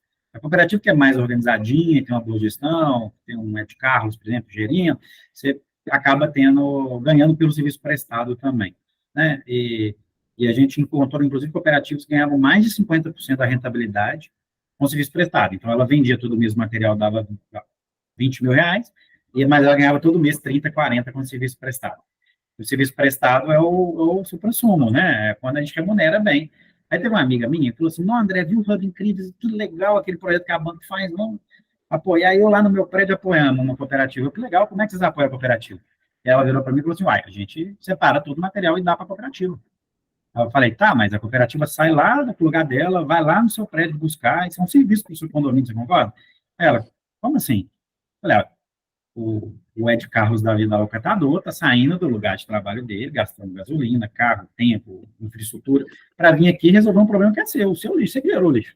Para ele. Por que você não remunera ele por esse serviço? Você já parou para conversar isso com uma pessoa? Ela, nunca parei para pensar nisso. Aí ela foi lá e foi conversar, né? Sagazinha, conversou e voltou, não, André, já conversei, eles não têm esse produto, né? Eles não cobram para vir buscar. Só da gente doar, eles estão satisfeitos, então a gente já está gerando impacto. Aí a gente fez um sprint para catadores. E a pergunta era responder por que os catadores não são remunerados pelo serviço prestado. Esse sprint participou Coca-Cola, Danone, Klabin, Heineken, Nestlé, PepsiCo, aí nossos parceiros, né, a Vina, Clay, Ancat, né, uma galera, um projeto pensado junto com a Hub Incrível, junto com a Ancat e com a Vina, e fizeram um novo protótipo, o Recicleiros participou lá, o Eric, né, vários, a gente convida algumas startups, algumas empresas, que a gente é uma organização para gerar negócios para solo, né, a gente nunca vai ser uma empresa, o Ed Carlos me perguntou assim, vocês são uma empresa de logística reversa? Eu falei, não, a gente não faz, né, a gente ajuda a fazer o que você precisar. E é legal essa discussão, desculpa o longo texto, que a gente está no finalzinho aqui, mas eu acho que a pergunta que eu quero trazer para vocês dois aí, que é um pouco mais complexa, esse limiar de serviço ele é muito tênue, porque depende também de barganha, é igual qualquer mercado, tá, gente? Então, se eu chegar lá na cooperativa, e a cooperativa virar para mim e dizer, nossa, estou precisando de latinha de alumínio, eu levo latinha de alumínio, a cooperativa me ama. O que faz a cooperativa? Pagar pela latinha, receber de graça, ou receber dinheiro para receber a latinha. Tem a ver com o valor de mercado, né? Então, vidro eu não quero receber, então você me paga para eu receber, ou eu não recebo. Latinha, eu até compro, né? Até pago. Eu fiquei impressionado com o número que você falou, Edgar, de 120, 104,5, depois eu vou te ligar, tá, para entender. E te convidar para participar de alguns projetos nossos. Sim.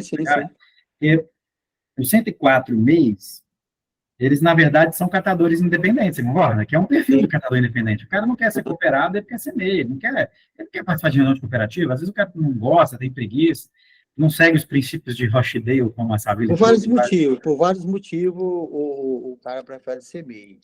E tudo bem, deixa ele ser, acho que cada um escolhe, né, livre, né, o que quer ser. Mas será que esse é o melhor modelo, sabe? A gente fica pensando em modelagem. Eu acho que não. Acho que não? Acho que você gostaria que fosse todo cooperado? Era melhor, né? Porque aí todo mundo entra no rio.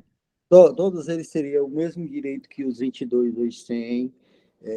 A gente trabalharia melhor. Eu falo a nível de empresarial. A cooperativa teria um capital de giro bem maior, porque para você hoje estar dentro de uma cooperativa, você tem que ter uma cota. Sim. Né? Eu vou criar um projeto aqui para a gente, Edgar, vou te procurar. Eu quero te ajudar a criar uma estratégia para que 104 queiram cooperar. Tem que ter uma cota. Então, seria um capital de giro bem maior. Aí, quando a gente fala assim, o catador, ele tem remuneração, com esse exemplo que você deu. O cara vai lá no prédio da menina, pega o material dela. Daí, por isso que a gente criou a nossa própria embalagem. A cooperativa tem a embalagem dela, como eu te falei, por os resíduos, não vidro, e por vidro. Hoje a gente tem 2 tipos de embalagem. Esse custo dessa embalagem já está incluso a ida do catador até a pousada do cara, já está incluso o combustível que eu vou gastar, já está incluso a energia que eu vou botar minhas prensas para funcionar, para fazer esse material, já está incluso o tempo que esse material vai ficar aqui dentro do estoque da cooperativa, né? Já está incluso tudo isso. Tudo isso. Então, às vezes, a gente encontra uma certa dificuldade com algum empresário que diz, poxa, mas a embalagem de vocês é muito caro. O que algumas pessoas não entenderam ainda é que a cooperativa não vende o saco. O saco, a embalagem da gente, é uma moeda de troca. É a única maneira que eu consegui ter um controle do que eu pego da tua pousada. Como é que eu vou dizer que a pousada da Savile, ela gera 3.000 quilos de PET por dia, se eu não tiver um controle, como vou fazer isso? Então, para me alimentar o meu programa, que a gente trabalha com um programa de um cara de Minas, a Baso, o Catafácil, para me alimentar o meu programa, eu preciso ter dados. E para mim ter dados, eu tenho que construir. Você usa o Catafácil, né? O Catafácil já. Para mim ter esses dados, no decorrer do meu caminho que eu vou percorrer até a pousada ou restaurante, eu vou ter que colher informações. E a embalagem da cooperativa é a maneira mais adequada. Legal. Uma vez nós visitamos o Roger, da You Green, que é uma cooperativa de São Paulo. Conheço. Ele é muito conhece, ele é ótimo, né? Ele começou a criar um modelo de franquia social para levar o aprendizado que ele faz dessa organização para outros cooperativos. Talvez seja um cara legal de você conhecer e nos ajudar. Ele é impressionante. Ele recebeu o material da empresa, da Anônimo, e ele pesava.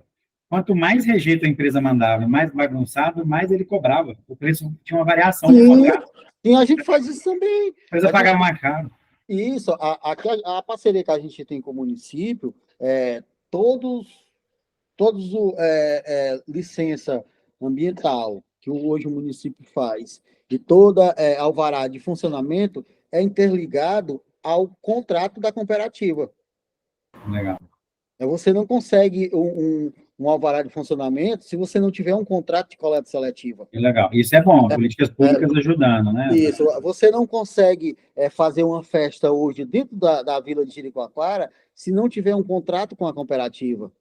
não tiver um contrato com uma empresa que faça a coleta seletiva ali na sua região. E a cooperativa é a única que faz isso aqui na nossa região. Então, ela é unido. Eu costumo dizer que, para se ter sucesso em cooperativa, coleta seletiva, você deve ter, para mim, é um tripé. Tem que ter o cooperado, tem que saber exatamente o que ele quer, poder público e a sociedade civil. Se não tiver essas três pessoas... Coloca um quarto aí, as marcas. As marcas têm que te ajudar. Você está no paraíso ecológico.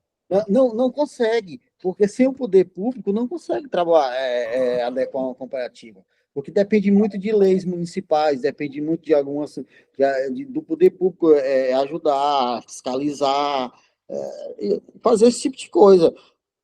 É muito complexo em relação Exato.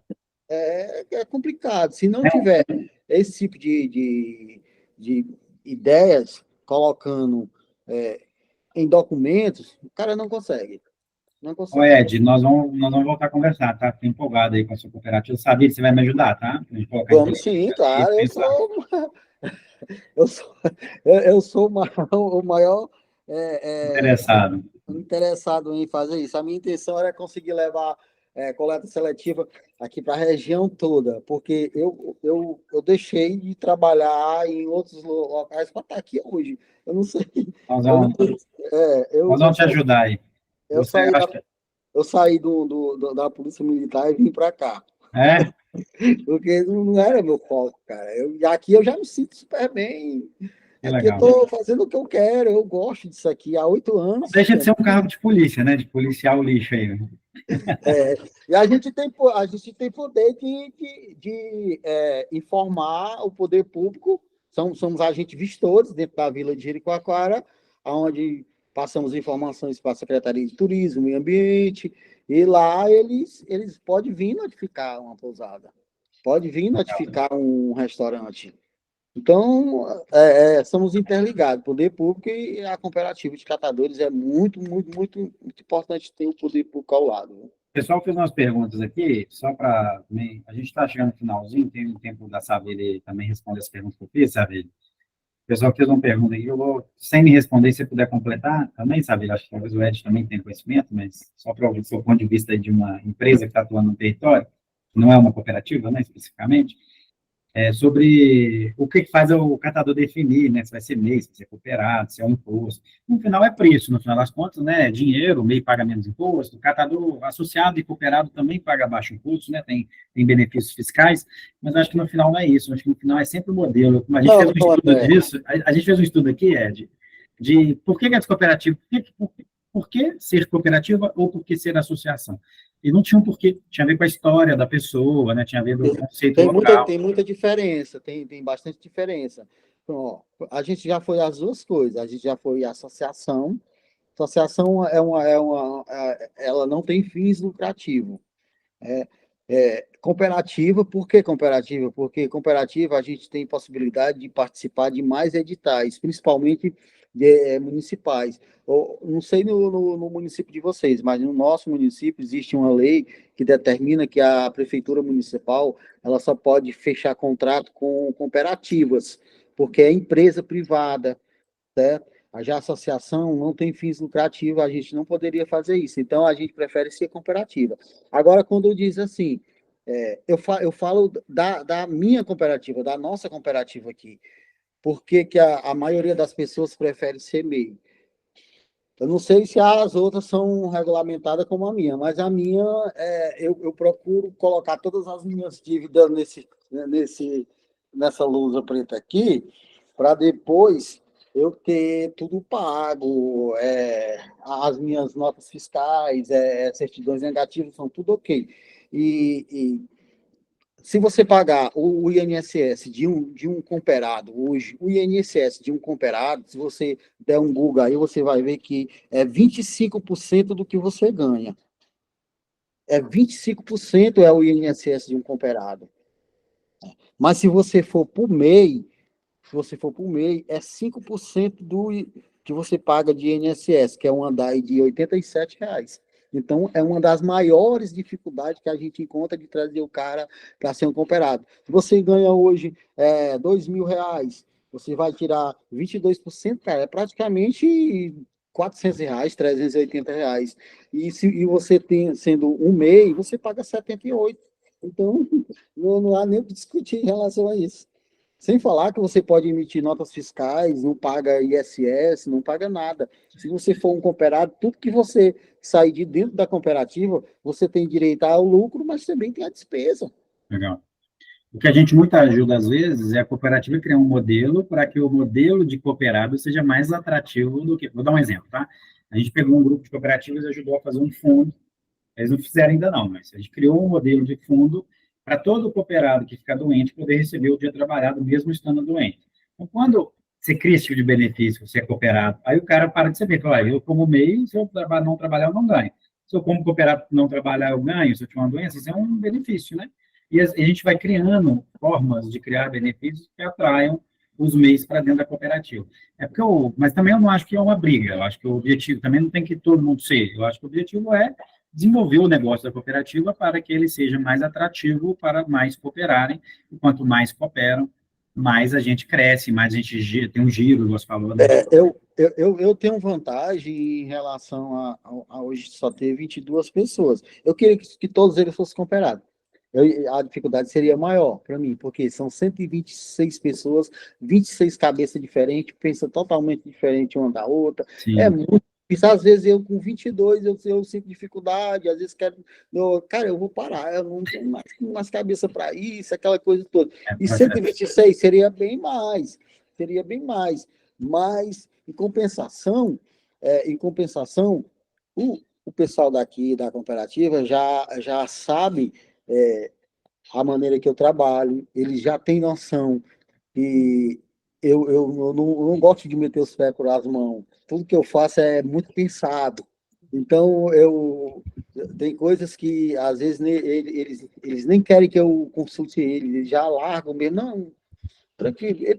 A confiança é muito importante quando se está com uma turma assim, principalmente eu que estou com eles há 10 anos, 8 anos como presidente. É muito importante isso. E tem coisas que eu nem levo mais para eles, dificilmente, às vezes, digo, a gente fez isso. Não, tranquilo, tudo bem. Porque a confiança é de extrema importância, né, nesse momento. Legal. Notei aqui, a gente fala muito disso, né, da confiança. Tem um modelo de governança que é governança na base da confiança. Aqui em Minas a gente fala contrato no fio do bigode, que é quando a gente do bigode, confia, aqui também. eu gosto da Savilha. Eu aprendi esse termo com a recicleira, no fio do bigode. A gente gosta da Savilha, a gente faz negócio antes de um contrato. O contrato é uma mera formalidade, né, Savilha? Savilha, responde para a gente encerrar, vamos passar uns minutinhos aqui, mas eu acho que seria legal ouvir sua resposta também sobre esse desafio aí o Ed trouxe muito, o bom de ouvir da fonte, né, que a gente traz lá da fonte da pessoa que vive 10 horas por dia isso, mas como é que você que está um ator que está ajudando uma comunidade, uma atora, né, pode trazer essa visão para a gente de como resolver o problema e olhando para fazer isso de forma inclusiva e pensando no serviço prestado, né, do catador. Sim, acho que desde do início do nosso trabalho na Solos, a remuneração pelo serviço é uma premissa. Então, qualquer operação da gente, a gente faz a remuneração pelo serviço e faz a destinação para a cooperativa. Às vezes o serviço é de agente ambiental, então a gente tem algumas ações que a gente chama aqui no pilar de conteúdos e experiências. Então, também é colocar o catador, né, o cooperativado ali numa nova função, ele sair um pouco, né, do chão de fábrica, vou chamar assim, lá do galpão, e ir conversar diretamente com o gerador, e ir ali passar o discurso, né, conscientizar. Então, a gente tem algumas ações sobre isso, e aí, obviamente, todas essas pessoas são remuneradas, e a cooperativa, a gente atua hoje em 6 estados, um deles é o Ceará, de fato, como o Ed trouxe, é uma política, se eu não me engano, tem 8 ou 9 anos, do Estado, de realmente fazer essa distinção entre associações e cooperativas para questões de contratação, né? Então, para o Estado do Ceará, as cooperativas são as únicas que podem ter algumas regulamentações de infraestrutura e, portanto, elas que podem fazer a gestão desses resíduos e a venda, né? E isso que eu chamei de histórico, porque depende do território. Tem lugar que é melhor cooperativa, tem lugar que é melhor associação, tem outras políticas públicas, devido à história local, né? Exatamente. Então, assim, a gente vê que tem muita diferença entre estados e entre municípios, então não existe uma régua única, mas existe já uma visão de regionalidade, assim, né? Então, de fato, a região sul é a que mais tem avançado em políticas públicas em relação ao tema dos resíduos, não apenas da reciclagem, mas dos resíduos de forma geral, né? São Paulo também teve alguns avanços importantes, por exemplo, no ano passado, o decreto que definiram que todos os eventos de qualquer porte precisam endereçar os seus resíduos para reciclagem, comprovar isso para ter as permissões para fazer novas edições, né? Então, acho que a gente tem avançado. A política nacional, eu acho que ela não é uma política que não pegou, não é a lei que não pegou, é uma lei que está pegando. Então, ela está lenta, mas o fato da gente estar aqui conversando e de a gente estar vendo que existem iniciativas, organizações que estão investindo, né, nesse tema, que estão trabalhando nesse tema, já mostra que a lei está acontecendo. Sem essa lei, se não existisse ela, acho que a gente não estaria conversando aqui hoje, né? Simplesmente apenas por diretrizes internacionais ou por algum fator ético, vou chamar assim, acho que a gente não estaria nesse nível de discussão e de amadurecimento do tema. Mas, obviamente, tem muitos gargalos ainda, né? O dado oficial que a gente recicla é 4%, então tem muito para avançar e muito para avançar na base, né? Nessa inclusão social e produtiva dos catadores e os modelos, falei, eu quero muito conversar também com o Ed para entender esse modelo dele, porque a realidade que a gente vê, pelo menos nas grandes cidades, saindo um pouco do tema dos paraísos, indo um pouco para as grandes cidades, São Paulo, Rio, Salvador, Recife, Fortaleza, que são cidades grandes que a gente atua, é que o catador autônomo, na verdade, ele está numa vulnerabilidade social tão grande que não é uma questão de ser cooperativado ou ser MEI, é uma questão de simplesmente continuar na antiprofissionalização, porque é a única possibilidade possível, né? São pessoas que não necessariamente nem estão bancarizadas, que às vezes não tem nenhum registro geral, então é uma realidade muito distinta, assim, né? Eles estão pulverizados e estão também numa instabilidade socioemocional, psíquica e outras coisas, e outras complexidades, que você não consegue, tipo, garantir necessariamente que aquela pessoa vai estar naquele dia a dia, né, trazendo os materiais, ou, enfim, então, acho que também a gente, principalmente nos grandes centros, como uma população é muito grande, a gente acaba tendo mais esse agravante aí na conta, porque, de fato, são pessoas que estão muito vulnerabilizadas e que a gente precisa justamente articular as políticas públicas de reciclagem, de logística reversa, com as políticas públicas de assistência social, né? Então, de desenvolvimento territorial, então também torna mais ainda complexo a necessidade também, e requer a necessidade de trazer mais atores. Então, por exemplo, só para não me delongar muito, mas assim, Fortaleza, vou trazer aqui para a gente ficar mais em casa, Fortaleza, a gente teve já alguns casos, por exemplo, de assédio com mulheres. A maioria das catadoras cooperativas que a gente atuava eram mulheres e elas sofreram assédio, porque elas foram coletar. Foi um funcionário de um prédio, algum gerador mesmo, usuário. Então, assim, como que você lida também com essas interseccionalidades? Como que você lida com o fato de nós, mulheres, termos outras responsabilidades para além do nosso trabalho? Então, se o nosso filho fica doente, quem cuida somos nós, não são os homens, né? Se alguém da nossa família tem ali uma intercorrência, somos nós, mulheres, que abdicamos, e como o trabalho da cooperativa, das associações, ele é muito pautado na produtividade. Se eu não vou, se eu falto, eu perco, né? Eu perco o ganho. Então, isso são outros atributos aí também que tornam isso ainda mais complexo e que a gente não pode deixar de fora, né? Então, a gente, cada um, obviamente, vai ter uma visão e uma tendência de puxar mais um aspecto ou outro, mas trago um pouco aqui da Solos, como a gente é uma empresa majoritariamente feminina, que tem esse olhar, eu sou fundadora de Sou Mulher, então esse aspecto da mulher na catação é algo muito relevante para a gente, como trazer essa mulher para ser cada vez mais, não só em volume, né, porque a última pesquisa que saiu do movimento de catadores de materiais recicláveis, o Movimento Nacional, ele traz que nós, mulheres, somos 70% das catadoras, mas precisa trazer também mais eficiência para essas mulheres, mais renda para essas mulheres, porque essas mulheres, elas estão botando dinheiro no bolso e compartilhando com a família inteira, e os caras, muitas vezes, e aí são outras questões, eles nem estão no núcleo familiar, eles estão ali como indivíduos, então, tudo isso também tem que ir para a conta e torna o trabalho ainda mais interessante, estimulante, vou dizer assim, mas também com mais desafios.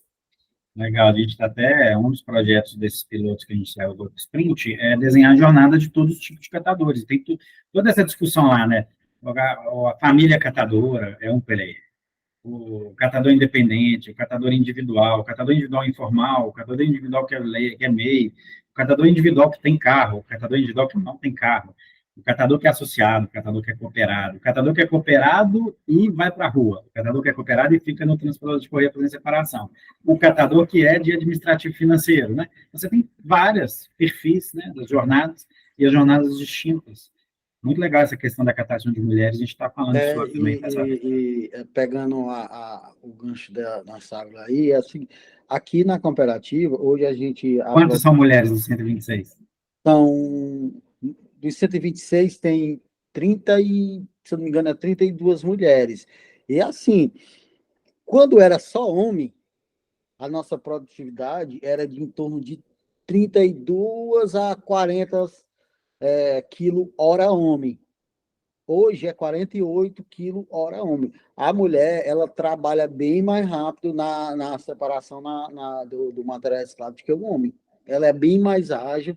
E assim, eu normalmente, a minha coleta seletiva, ela é feita mais por homens nas ruas, porque é um serviço mais braçal. Então, eu prefiro poupar elas aqui mais na mesa de triagem. Mas se eu tivesse uma coleta seletiva com mulher, que vai acontecer na sede, eu acredito que eu colocaria um homem e uma mulher para não sofrer esse tipo de assédio, né? Um homem e uma mulher. Tem essa questão cultural, né? As mulheres, lá a gente está fazendo um trabalho de construção civil, com a MRV e Patrimar, as mulheres são boas com acabamento, né? As que são mais detalhistas, fazem mais rápido. São muito detalhistas. A mulher tem um toque diferente do homem. A mulher, ela consegue organizar tudo não sei, porque eu sou um cara totalmente organizado. Se tu chegar aqui agora, se eu pegar esse mouse aqui e tirar do local, ele tem que voltar para o local dele. Nós vamos marcar uma visita aí para conhecer. Pessoal, estamos chegando no final, extrapolamos uns minutinhos aqui, mas obrigado aí demais a vocês aí, Ed, Saville e a Lígia, que teve que sair aqui da Heineken. O papo continua, né? Anotei vários pontos importantes aqui, vou fazer um resuminho, como a gente faz no final.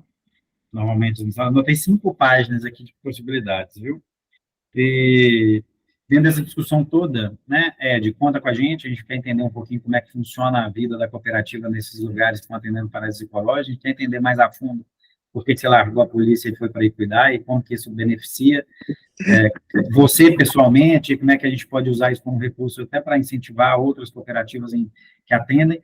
Caraíva nem tem, né, fica em Eunápolis, que não é tão pertinho, né, Savilha? Eu lembro que eram uns bons quilômetros. Quantos quilômetros de distância?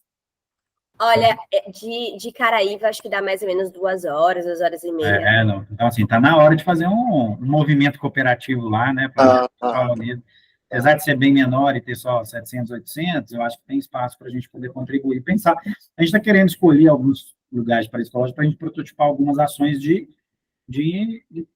intermediário, né, que é como que a gente fomenta aumentar o trabalho da solos, como é que a gente fomenta e dê mais resultado do trabalho da cooperativa, como é que a gente faz isso acontecer, muitos anos olhando para o modelo do TC100 nosso, tá? Então, nós vamos continuar essas conversas em breve com vocês, super agradeço a disponibilidade, e fico super à disposição. Agora, vocês têm meu contato aí, né, Ed? Fica à vontade para mencionar, para eu puder contribuir. Eu também quero agradecer ao André, a Sávila, os meninos aqui, e dizer que eu estou à disposição, pode me ligar para trocar. Eu gosto muito de conversar sobre coleta seletiva, trocar ideia sobre coleta seletiva. Eu passaria o dia inteiro, porque é o que eu gosto de fazer. Então, se vocês precisarem de alguma trocar alguma ideia, de alguma informação, sinta-se à vontade e pode me ligar. Com certeza, vou ligar mesmo. Agradecer Adriane. também aí o convite, a participação, acho que foi uma troca muito legal, a gente já deixou aí link de LinkedIn, mas eu vou pegar o seu telefone para a gente se falar semana que vem, e André também, e a gente pensar aí num protótipo, numa coisa nova, assim, porque os desafios são imensos, né? Verdade. É bom a gente ver que tem coisas encaminhando, acontecendo, mas tem muito mais ainda para ser feito nesses próprios lugares e em outros tantos que, né, o lixo é uma realidade assim muito dura. Então, contem muito com a gente aqui da Solos, comigo em particular, para a gente fazer esses processos colaborativos, né? A gente precisa de todo mundo. O lixo é a responsabilidade de todo mundo e de cada um. Então, a gente precisa de muita gente envolvida. Obrigado a todos. Nath, qual que é o nosso próximo meetup? O tema? Todo mundo tem que entrar no Instagram para poder saber o próximo tema. Eu não vou contar. Entrando no Instagram, tá lá o link, todo mundo já consegue acessar nosso próximo meetup e fazer inscrição. Ótimo, obrigado. Adoro esse pessoal criativo da conversão do marketing. Entrem lá no nosso Instagram, @hubincríveis, para vocês olharem o nosso próximo meetup. Repetindo, quinzenalmente a gente traz público aqui para bater um papo, e a gente vai convidar outros aí para a gente falar nos próximos. André, quero falar no meetup, tem uma organização, como é que eu faço? Manda para a gente uma mensagem lá no Hub, eu estiver no WhatsApp, no meu LinkedIn, que a gente dá um jeito de incluir vocês, a gente pode ouvir a todos.